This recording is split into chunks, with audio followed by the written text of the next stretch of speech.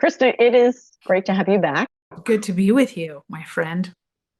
In this series, we have been exploring what we're calling animism as, among other things, a pathway to recognizing, experiencing, and honoring our relationality to all beings.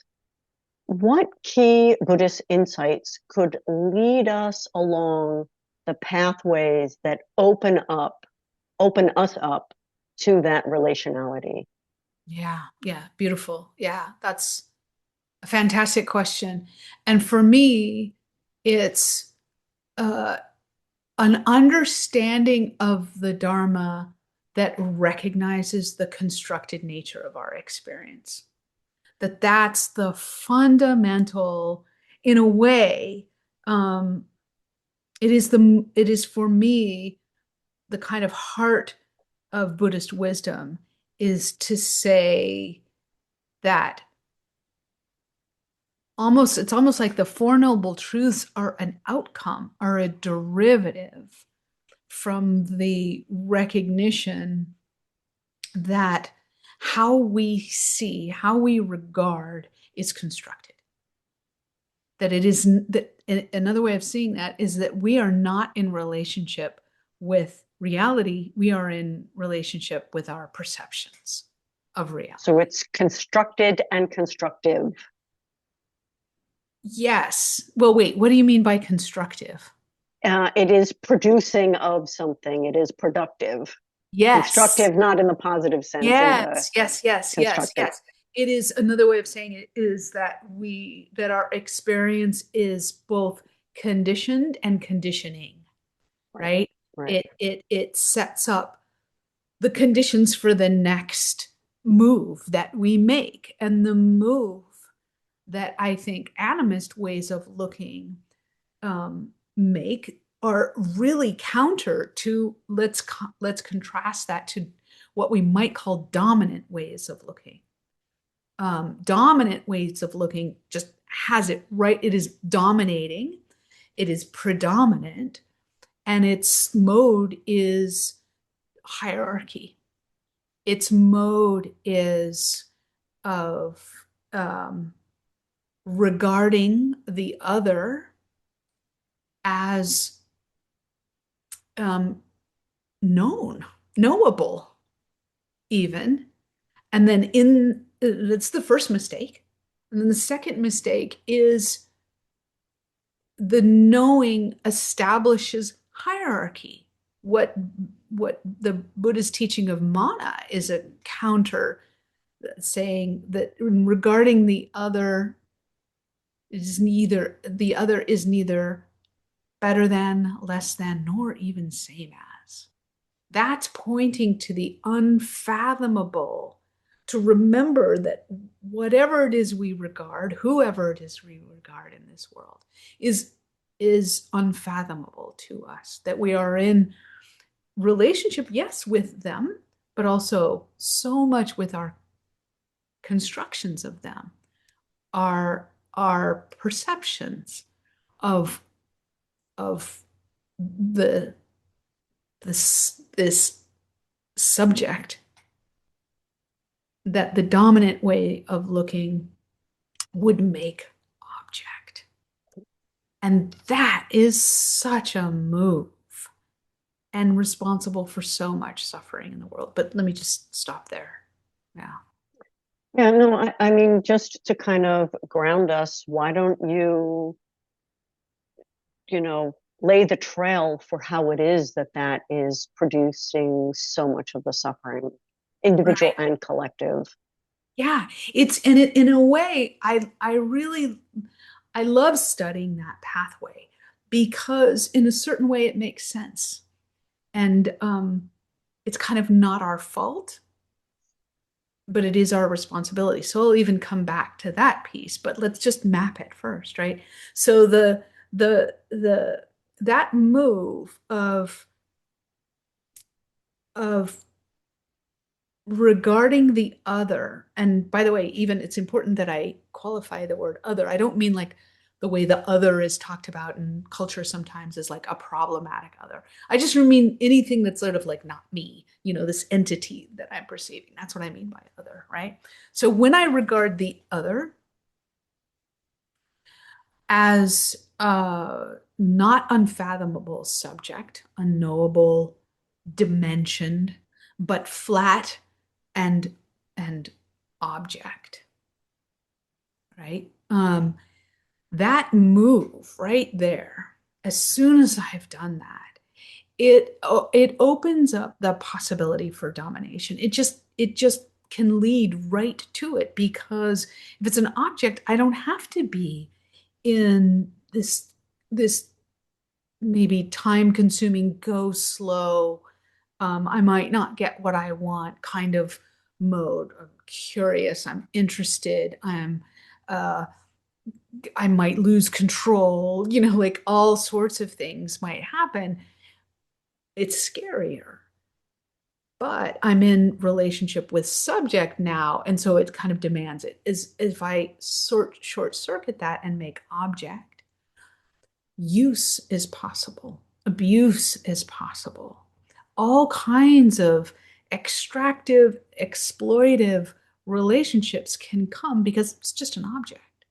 And we can see throughout history that move being made again and again and again, where the subject is made object for my use and my abuse and my exploitation or my, disappearing. I mean, it can explain so much because and we have to see the necessity of that move. When there was a whole debate about, can fish feel, right? Why was it so important to some people that fish couldn't feel? Before judging it, let's just be really interested that at some level we can identify with that. We can recognize the dilemma that it presents. Because if fish can feel, I have to change my relationship to fish. If I am used to exploiting and using and regarding them as if they don't feel. So again and again, whether it's other humans or whether it's the ecological other or even a river, that necessary precursor to domination is to take subject and make object, to reduce, to flatten.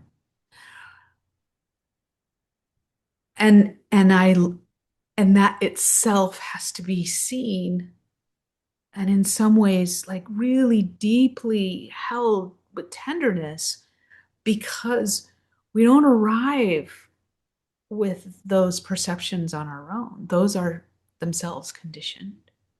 We're born into a culture.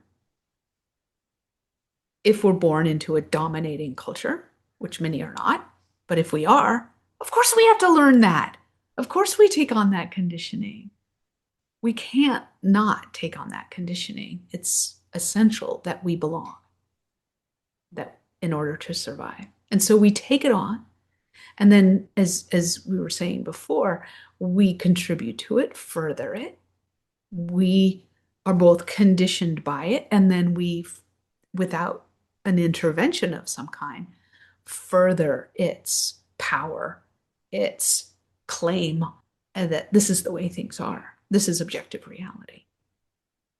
The normalizing of that dominating way of looking is a way to understand our current exploitive culture. So you've situated us exactly where I think animism, or thinking about animist ways of perceiving, being, and relating can take us, which is actually an intervention that's very political. When we repopulate the world, or better to think of, we remember or rediscover that the world is full of subjects, only some of whom are human. There's a shift in our vision that takes place that makes that dominant model very complicated to continue reproducing. And the last time that we spoke about this, which was why I really wanted to get you in front of a camera when we were speaking, is that there's a shift in our vision of personhood that takes place. And I want to ask you, what happens to a spiritual practice? We'll talk about the politics in a moment, but what happens to a spiritual practice when we fully acknowledge the personhood, subjectivity, agency of all sorts of non-human beings? I would say the world comes alive and shimmers. That it is a what is for I'm a big fan of science, by the way. I love scientific discovery and that sort of curiosity and the wonder that comes out of scientific discovery. But science is, flawed, of course, a human endeavor. But so SETI, right, the search for extraterrestrial intelligence, wants to say, like, are we alone? Are we alone in the universe, us humans, being so smart as we are? Are we the only ones? And the answer is all around us. No, no, we are surrounded by intelligences that are not human, but so I think you and I have talked about the light eaters, right? Like I'm a big fan of this book. To me, it felt like actually quite a spiritual book because it's this examination of plant intelligence, the ways that plants are thinking. It's not to say, the pendulum can swing to anthropomorphizing, right? Like we're supposed to be careful not to project our um, uh, stories and fantasies about what's going on with the ecological other. And like that's not scientific. No, no, no, no. But the pendulum can swing too far to completely negate the personhood, the personality, if you will. And we have to recognize that is also a perception. To say that the plant has no intelligence is like stay in your lane. Like you don't, just because you can't measure it, you can't recognize it, you can't measure it, you don't know how to interact with it, doesn't mean it's not there, right? So I think the whole thing brings about great humility and also a sense of being accompanied. Like I am surrounded by intelligence, especially when I walk into a place outside of the human constructed world. What sometimes gets called nature, right? Which is like, okay, that works, sort of. But take a walk through the forest and don't just like have the sense of like, oh, I'm kind of playing around right now. I mean, play, yeah, absolutely play, but know there's something very serious about I am being perceived. I am being seen by not just by the things with eyes, the beings with eyes, but I am being sensed. And so it is to acknowledge that, to recognize that, is for the world to become so much richer and more a sense of participating with the world and being not only to be able to bless the world, but to be blessed by this world, to feel in a really visceral sense uh, that I am inside of something so beautiful and profound. And I am only barely able to touch it with my constructions, but to know that it's there and that it's very exciting to open up to the wisdom of the beings that we have, whose wisdom we have denied.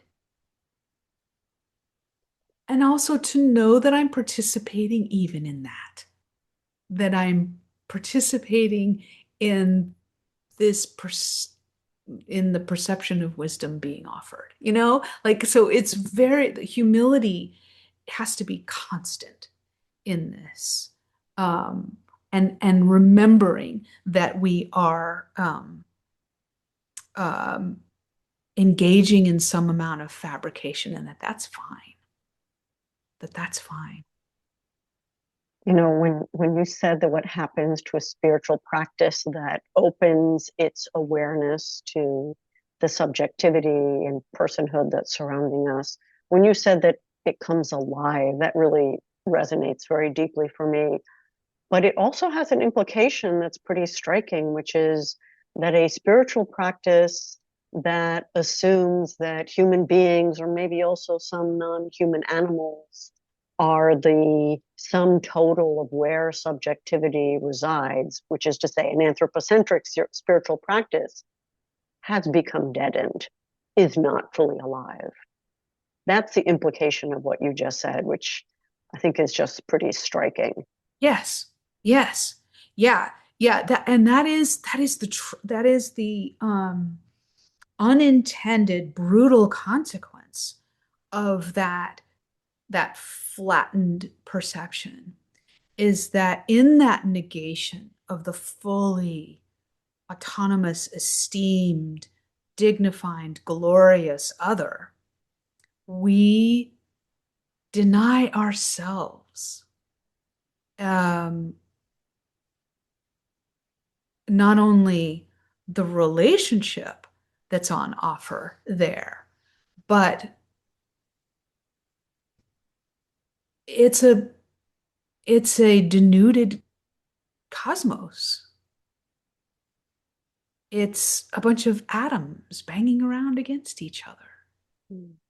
You know, the we doesn't we you know it sometimes gets called the sensing of the sacred. What is that? What do we mean by that? The sacred, that has inherent beauty, value, wisdom, grace, is worthy of our deep respect. It's a the world is a drier, deader place. And so it's a kind of sometimes this stuff feels like Shakespearean tragedy to me, you know, like it has a Mm. real tragedy to it, that, you know, in the sense that in Shakespeare's tragedies, you know, people are just pursuing their passions and they end up causing so much suffering because of their confusion. It often traces back to their so much inside their own story. And and and so the countering that's possible, I love it because it doesn't mean that I have to change the world. It means I just changed my perception of the world. And so much is recovered. So much now becomes possible. And and every minute uh, of my life suddenly has so much more mystery and possibility than in that world before that perception. Mhm. And also, our change in perception doesn't mean the world remains unchanged outside us, and we are just changing our perception. The way that we perceive determines or structures the way that we relate and the way that we act, and that changes the world. I mean, So, that is so underappreciated. I think what you just said is so underappreciated that um that by the way that I interact at a, you know, I'm going to a fundraiser later tonight, you know, and how will I speak with others? You know, what will I normalize in those conversations, right? What signals will I send about um, what reality is in the casual conversations at a fundraiser? It's an opportunity for me to normalize and send signals about a different world is possible. And I don't need to convince you. I can just speak honestly and not pass, to use a term that, I'm queer and sometimes like I can pass for straight, right? But what if I choose not to? Can I come out of the closet about the ways that I perceive the world in a way that doesn't, I'm not trying to convince anybody, but I'm just not hiding it. And that itself is setting up different conditions for others. And I've done this at parties. And it's amazing what happens, you know? And who knows? I had somebody tell me that like 2 years after they met me, like ran into each other again, and they were like, "Oh, like I made all these changes based on our conversation," and I had no idea. To me, it was just like a very conventional conversation. It was like, not that big a deal conversation, but apparently I said something that was like really important to this young man, and so Disruptive. we don't know exactly, yeah, and so we don't know how going with the stream,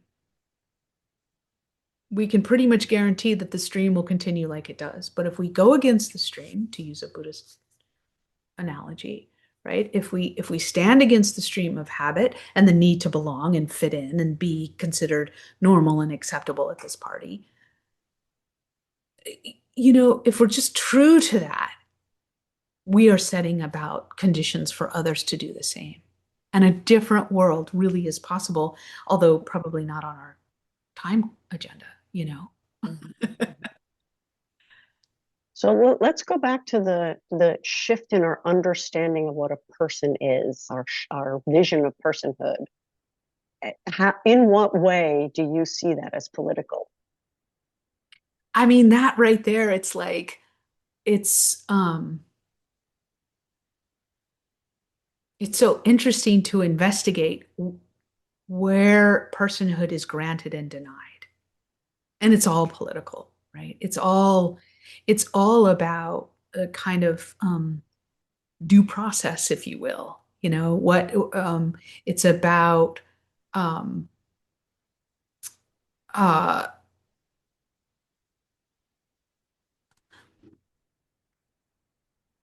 oh, okay, yeah, there's so much here.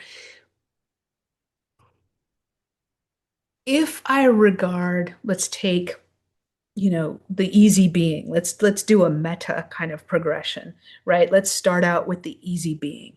What ecological other would I want to grant personhood to, that maybe the culture would deny?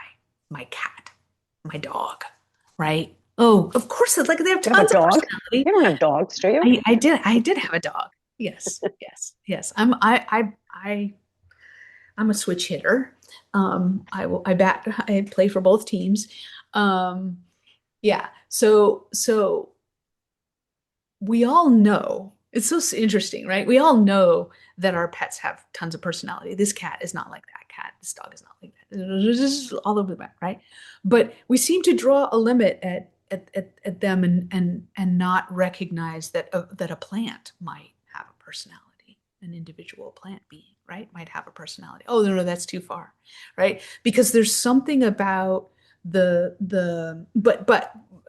so we can start with the easy being, the what are the rights and responsibilities that would be due my cat, right? Oh, wait, okay, so there's the question of my convenience and me being in control and me making all the rules and just the consultation that's necessary. And what do I get from that? Except for more hassle and time and so there's a real kind of power and control through the presumption of non-personhood right there. And then we go out farther beyond the animals that we really know and love because of intimacy. I mean, right there, it ought to be a clue. We see their personality because of intimacy, because we have the relationship. So how about the tree outside my front door? It's getting sick and it might fall on my house. If I grant personhood to that tree versus just saying that's a threat to my house, take it out, right? There's a lot more obligation. So we can see that in a narrow way, self-interest would have us deny the personhood because it costs something.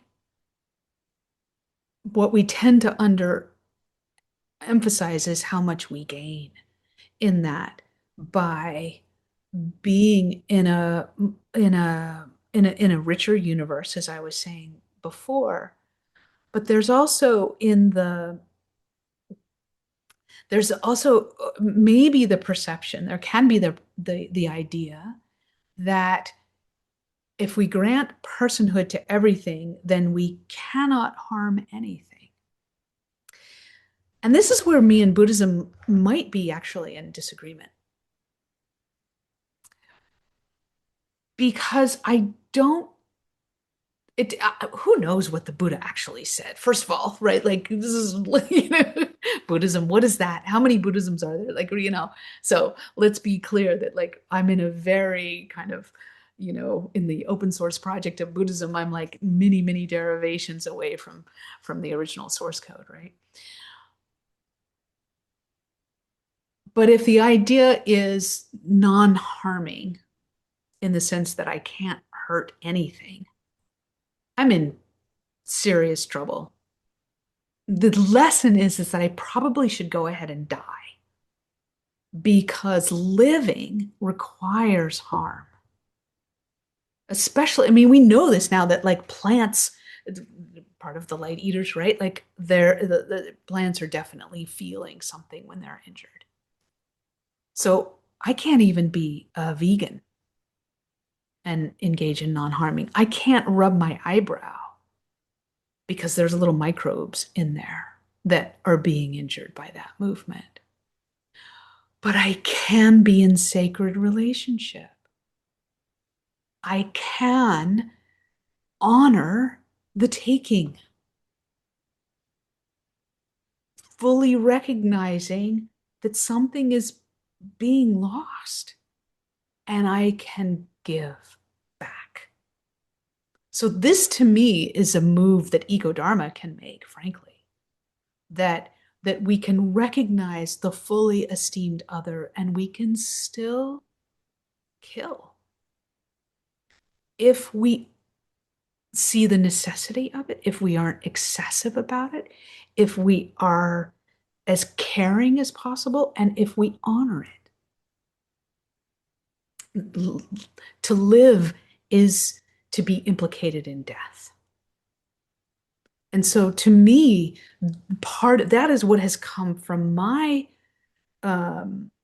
practices around engaging with a living world populated by persons, if you will, is to recognize that I am always taking, and that recognizing that, honoring that is possible, and that giving back, giving more. What kind of world would we have culturally? What kind of society would we be cultivating if we were in that sense of reciprocity? What a current term in these spaces that we're talking about now is the need for reciprocity. I actually think that is more practical, more achievable, the stuff of way less judgment and so less suffering, is to revise that aspect of what I was trained in the Buddhism that I learned, was like, you should always be non-harming. You should always engage in the world in a way that leaves you blameless. I think that sets up a kind of puritanical, it feels like a puritanical setup that leads to judgment and self-loathing more than anything. So many thoughts coming up. So what you're saying, is that viable as long as we have a meat industry? Yeah, so there you go. Like here we are right into the politics of the implications of this much richer sense of being in a yeah, what Thomas Berry called not a universe of object, but a communion of subjects. That's what we're inside of, right? So what does that mean about the meat industry? Yeah, there's a ton of implications for it. I think it takes us back to maybe necessity over preference. So um, maybe the unusual meat meal versus the 3 squares a day kind of approach. So there's a kind of moderation, and then there's a question of how these beings are treated. Are they happy? Do we try to, if we're going to be in a relationship with them that is one of saying like you will be our food, that's the context we're setting you up in. It requires that we think about their well-being, their whole lives, and that there is maybe even something ceremonial in the taking that isn't perfunctory, performative, but honest, heartfelt.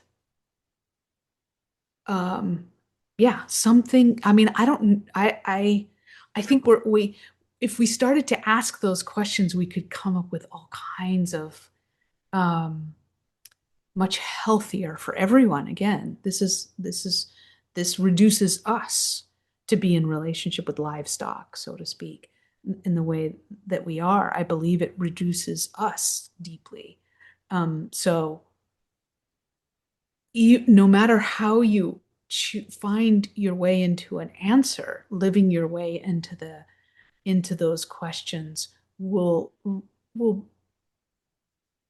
uh, always result in more ethics, more well-being, more wholesomeness. If you take as premise that these are fully autonomous, dignified, um, fully esteemed others. So we're starting to think about and describe elements of what a human society that recognizes that it shares agency with non-human beings would look like: a communion of subjects. And I'm intrigued around the question of communication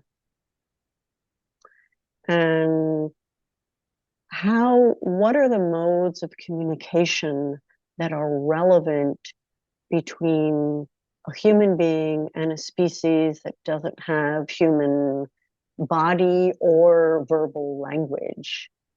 The way that the whole conditioning and constructing of the shared world that we have, it's built through communication, and the intersubjective world is built around language. Could we, and if so, how could we make worlds with non-human species? Mm, mm, mm.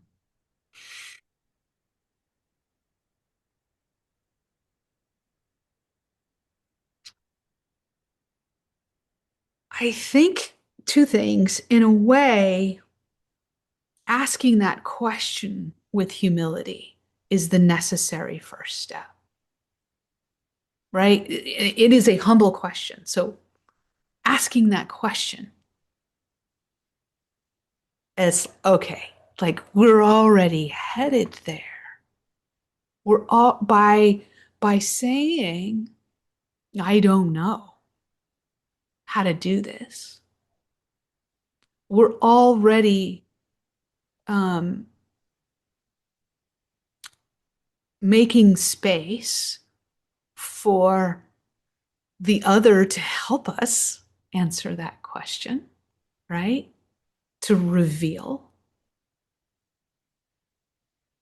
And we're already kind of in a relationship that has words. I don't know how to communicate with you, my beautiful tree friend.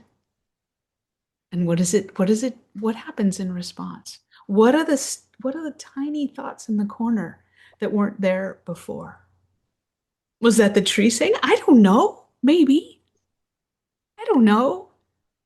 But it sets up a possibility that I think we can grow in um, skill and comfort.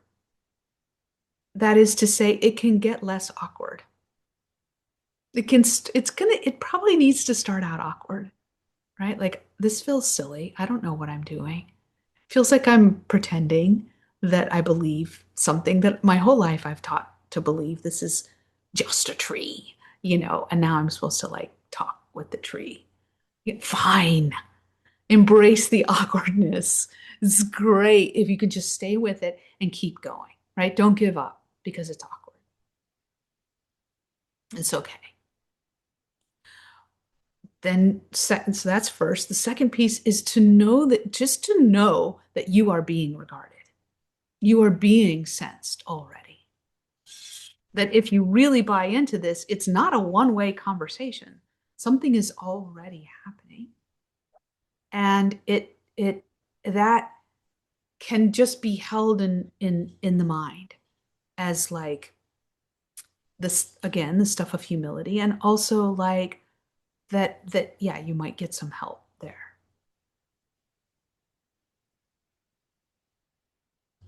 Third, and this is something we really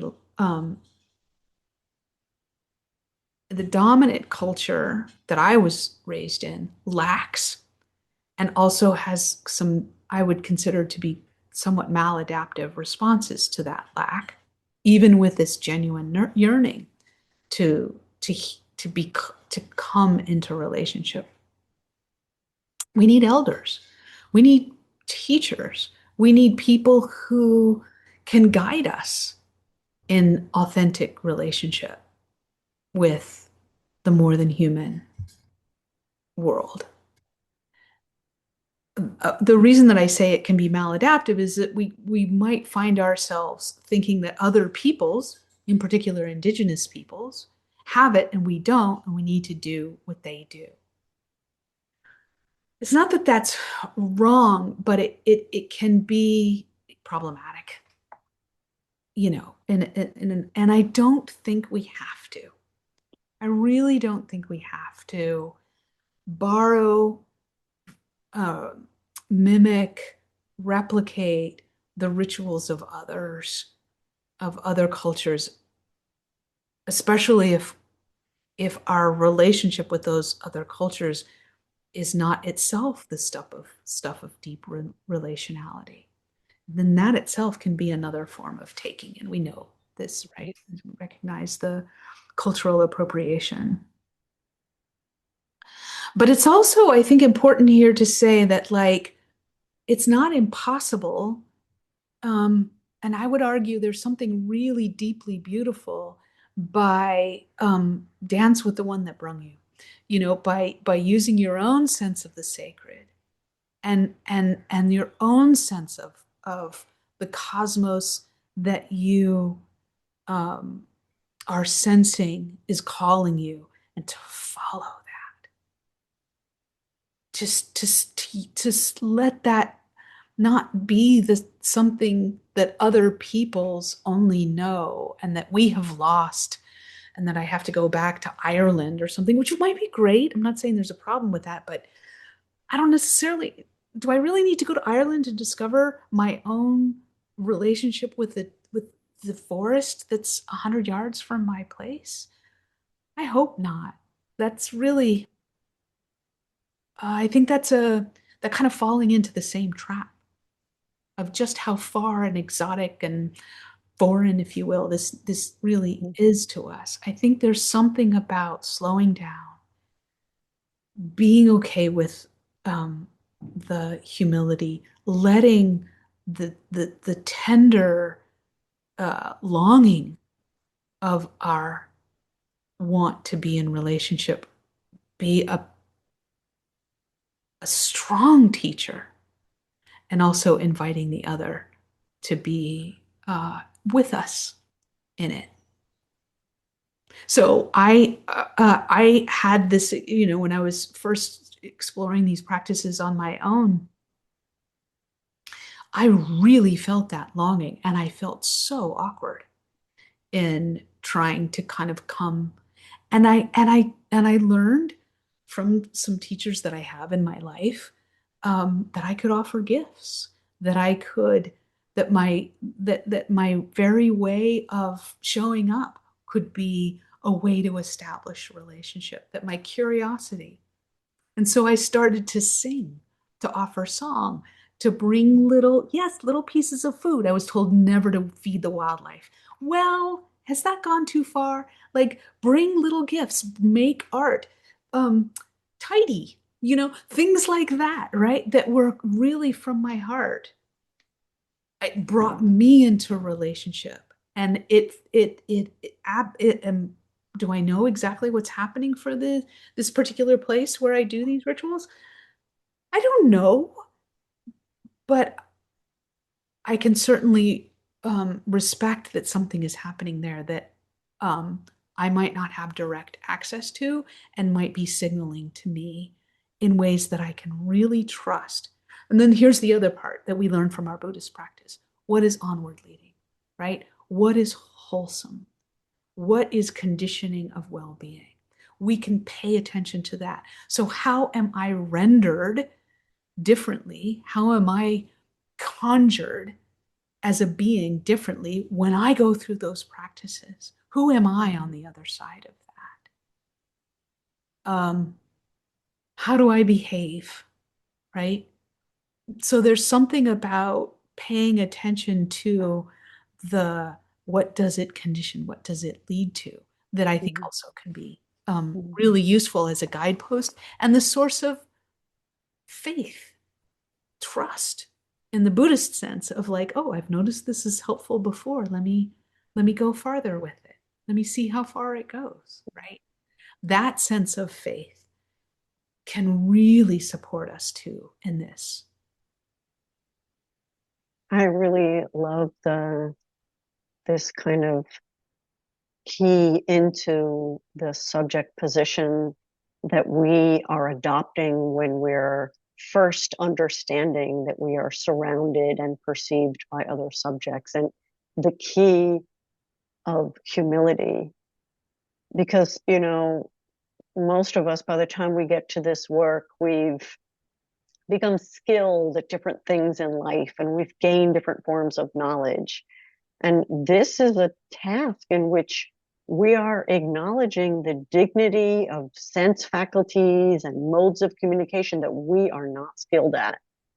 And talking about, knowing an object as a way of controlling it, we are also entering into this space where we are confronted and want to respect the infinite unknowableness of the other subjects.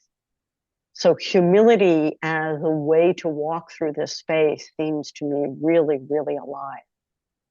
Right. As, And as there's a as an instruction, as an as an instruction. original instruction. Yeah, as a kind of guidepost. And it's like, it's what I have found. I love that. And what I have found is that there's a kind of counterintuitive way that I can have both humility and confidence.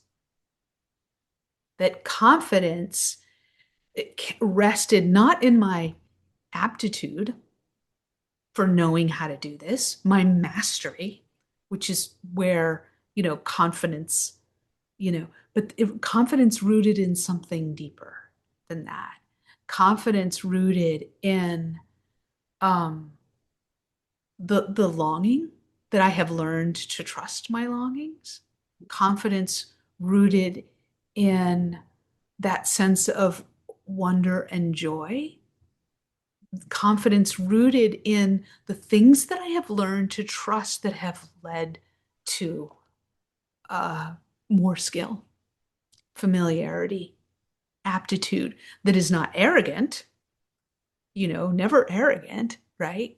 But grows then those skills, but is not ashamed of not having aptitude, of being unskilled, of being a beginner in this, that doesn't collapse and engage in a kind of hatred of my culture, the separative consciousness that pervades in my culture, my race. That's I think there can be that kind of self-loathing can be in some ways a transactional response to the grief and the sense of responsibility, unmet responsibilities that we have. And what does that lead to, right? That's all we have to ask. What does that render? What does that condition? What does that lead to? Is that helpful? And so there's something about going, well, of course, love, of course you don't know how to do this. Of course. And yet, story's not over. Lots of possibility. And maybe also the confidence of knowing that it's worth doing. It's worth trying. It's worth listening, even if we are not able to interpret what it is that we're being communicated. It's worth trying. It's worth trying. It's worth trying because of what it renders in me, because through the experiment and moving through the awkwardness, I actually think that we do discover the kind of more comfort with the process, even especially maybe. And I think this is where Buddhism can be so incredibly helpful as a guard against arrogance and a guard against reifying, overly reifying. Hey, Damcha, the tree said this to me today, and so this is what I'm gonna do. I'm gonna build a church around that tree, and I want you to become a member, right? And here's the power structure that this tree has communicated to me, and the ways that we all need to contribute to this church. You can see what right? Like, like I kind of wish, that Joseph Smith, when he was in the Utah desert, had had these ways of seeing the constructed nature of his experience of an angel. Like, I really believe that he saw an angel and that he had a communication with an angel. I really believe that. I just think he reified it. He took it to be what happened, as opposed to something much more mysterious, that there was maybe a something there, and that he was in a true dialogue, but by making a church of it, now we've got all the trappings of power and politics, and so there's a danger here too, right? Of like the ways that my experience, because there's no human voice to testify otherwise, my experience of the ecological other, I can overly reify. I can make it like, this is what happened. This is what was said to me. These are the ramifications, not only for me, but for others.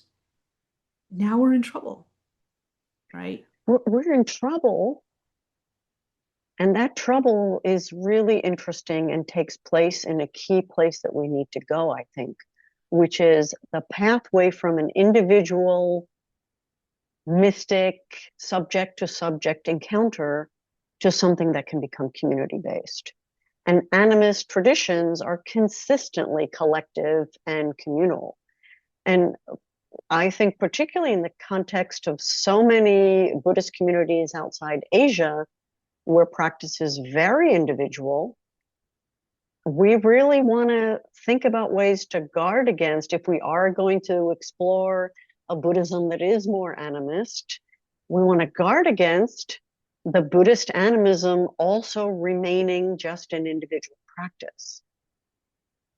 So how do we move into a collective vision of what a communion of subject is, not just me, the human subject, and all these other non-human subjects, but how do we make it a communion among multiple human subjects with non-humans? It's so good. So there's a couple of answers here, and it's making me realize there's something in the kind of foundational space that I haven't put on the table, which is the another piece of that, actually, a key piece of confidence that I am engaging in something that is real-ish, that is true,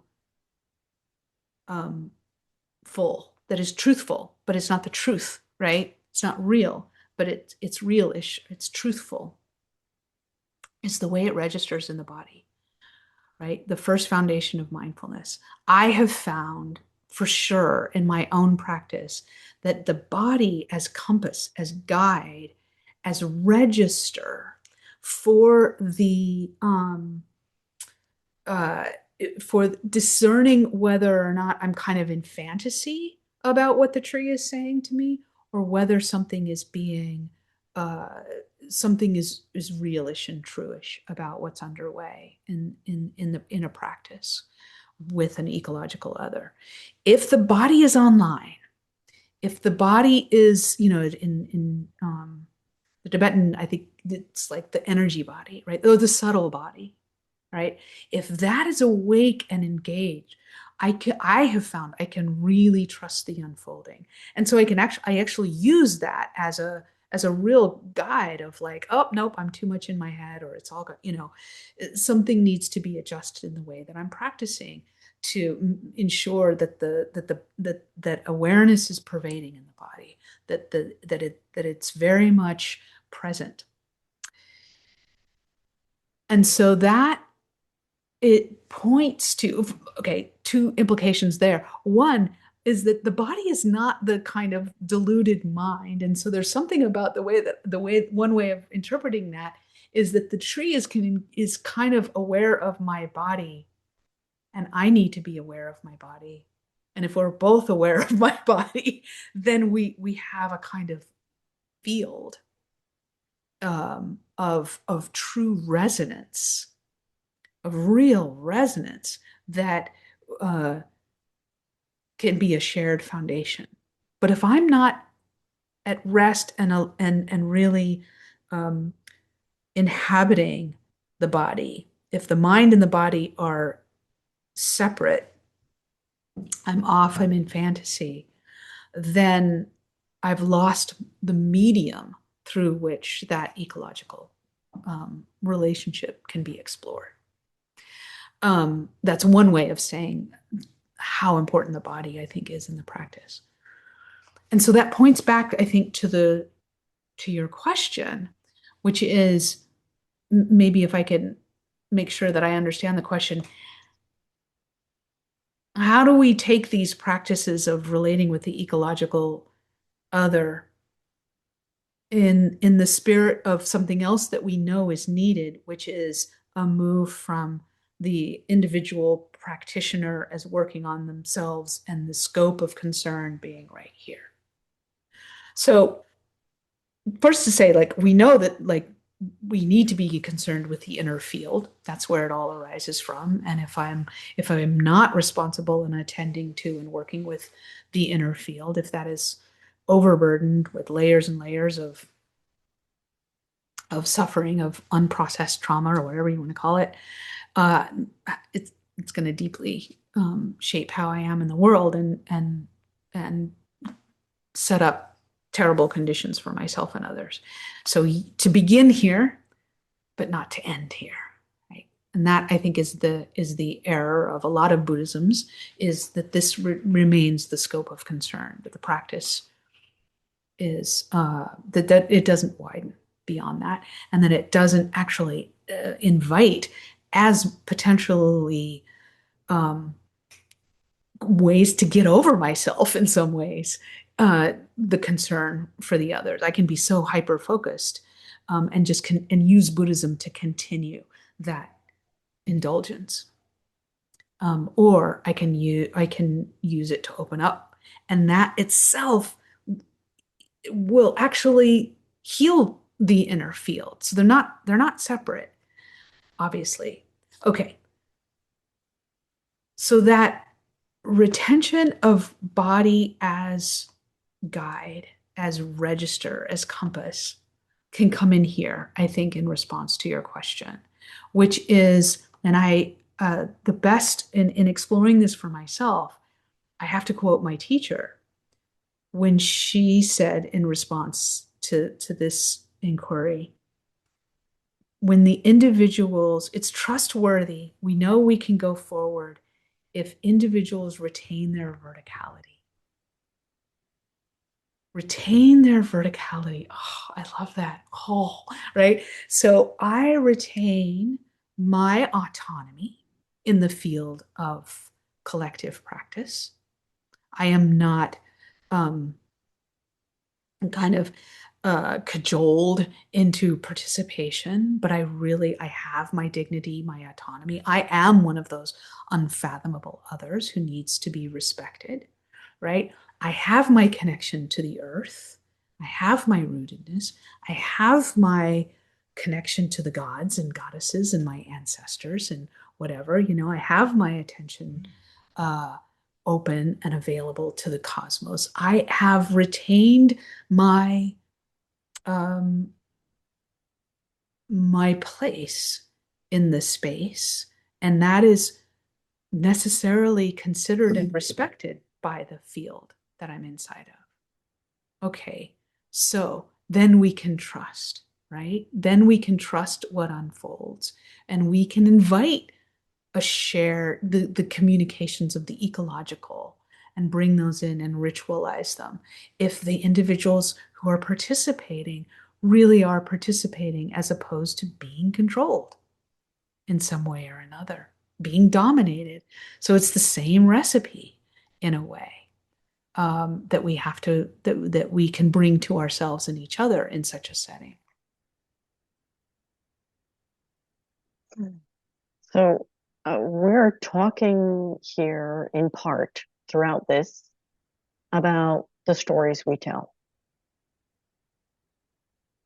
The stories we tell ourselves about who we are and who others are and what a right relationship would be among those others. And thinking about this move from an individual set of stories or relationships to shared communion, I want to ask you, just as our last question here, a question that I know that you've asked people that you've interviewed. What excites you and what worries you about collective storytelling?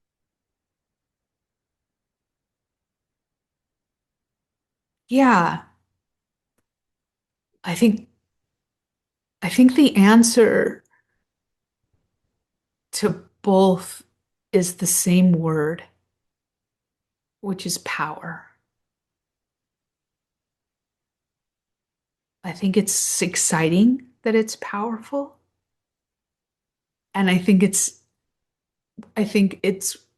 scary that it's powerful. Stories are powerful. And first to say, is to sort of state the obvious. If you don't think you're in a story, you're in a pretty powerful story. If you think you're in a storyless world, if you think you're in the things as they are, not in a cosmos that is, a constructed one. That is narrative in nature, maybe. Yeah, there, right. I mean, so a lot of us, in my culture and dominant culture and white culture, the unrecognized story is scientific materialism. Right? That's what's real. That's what's happening, and that's all that's happening. And if it's not measurable, it ain't happening. If it's not measurable, it's not measurable. It's not measurable. That's okay. It doesn't mean there's not something there, right? And that's I think even Einstein said something like that. No, all that is valuable is not measurable. All that is measurable is not valuable. I think he said something like that, right? Love that dude. Love him. Yeah, so I think it is that we are already and always in a story and multiple stories. Probably we move through stories throughout our day, right? Some of which are healthy and confirming and uh, yeah, really wholesome and onward leading, and some of them really not. I was in 16 stories today, you know, right? So there's always some stories are operating, and it's like, how conscious are we of the story? How much responsibility are we taking for it? Um, we can ask different questions of stories than I think we usually do, as opposed to like, is that real or not real? Is that a true story or a false story? We can ask that. That's is it truthful? Is it realish? Oh, that's worthy for sure. Lots of things that are not that get presented as realish and truthful. But we can ask a different question, which is, how does it function? How is it functioning in, how is that story functioning in this space? Who does it empower? Who does it disempower? How does it render me? How do I experience myself inside of that story? How do I experience you? How are you rendered inside of that experience? How am I expected to regard or disregard you in that story? Like, so we can ask a lot of questions that can give us some sense of it, do we want to pursue this story in asking how it functions? What does it condition? Right. Um,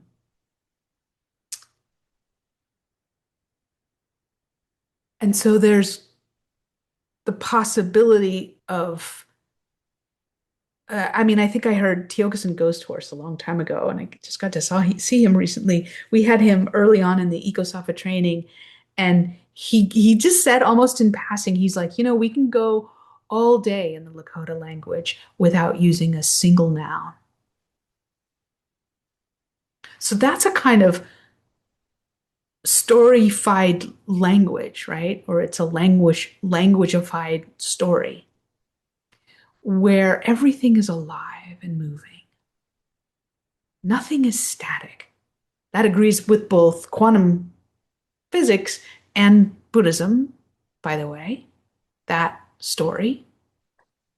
So this is it's a mugging right now, right? That's so right. It wasn't always these bits, they weren't always a mug, but there's some cosmological set of conditions that have come together that mugging is happening.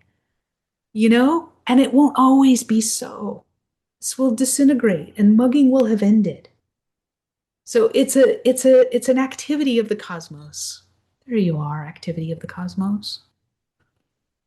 And then I can love it. I do love this mug, and know that it is precious and like the forest, it will burn.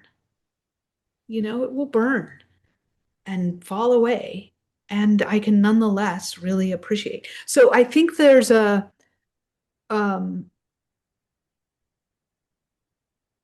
uh a way that shared story can be enforced or gentle, invited or explored or imposed, dictated. And I think even the way that it's offered can tell us a lot about its power and its agenda. And the last thing I'll say is something even weirder than all the weird things that I say, which is I think that some stories can be seen as beings themselves. And I think it's a little less, it's like low on the true and realish, but it can be a helpful way to see the agenda, the wants, the intelligence of a narrative. So white supremacy, what if that was a crafty beast that knows how to fly under the moral radar, knows how to keep shape shifting so that it can express itself and survive? What if we were to regard it in that way and go, oh, there you are. I see you, Mara, right? I see you, delusion. Mara is a way, in a way, is a story made into a being, right? So I think that's totally weird, right? But there's something about just how powerful narrative is, and that we can be both excited and we should be kind of a little afraid, you know? Yeah. But that statement is not even slightly weird in the world of Mahayana sutras. I Really? did my master's thesis on a sutra in which the Buddha said, someone was asking, who is that character? Who is that person you just told the story about? And the Buddha says, that sage, that character was the Sangata Sutra, which is the name of the sutra, the text, coming to light as a sage in order to be seen. Oh, dang. So there's a really kind of vivid sense that stories have agency, narratives seek to come to light and work their magic on the people who come into Oh, contact with them. damn. So that That's is really great. Mahayana. Oh, that's good. I see. I don't even know what I'm inside of oftentimes. And so, of course, these are no original thoughts. I have no original. By the way, I have no original Well, thoughts. they're resonant. They can be resonant. They don't need to be original. Yeah, yeah, yeah, yeah. Hey, this was amazing. I'm so Like, glad we did it. have riches for a really long time to reflect on. And Mm. I'm really, Well, I really always, glad that this time we have other people who get to listen in on your thoughts. yeah, well, I always love talking with you about this stuff. And I think what I love most about it, Damcha, is that um yeah, we can dance with the one that brung us. We can really, we don't have to go and seek. Um, we can definitely learn from others, other cultures, other teachers, others, but we can, this body is a guide and a teacher, and this, the more than human world is reigning with Dharma teachings. It's, I think it's asking for us to see it in a more fully esteemed way. And we can follow that, right? So I think it's something like, Pema Chodron, start where you are. It's like we can really start where we are on this stuff. And having the Buddhist lineage and frameworks and practices at our to support us in that, I think is just feels like incredible. I'm inside of an incredible grace and blessing and inheritance here. Yeah, I just feel like enormously grateful to that possibility. Yeah, and to do it with friends, and to do it not To do alone. it with friends, To to do it explore. together with friends. Yeah, absolutely. Yeah. Thank you, dear one. Thank you.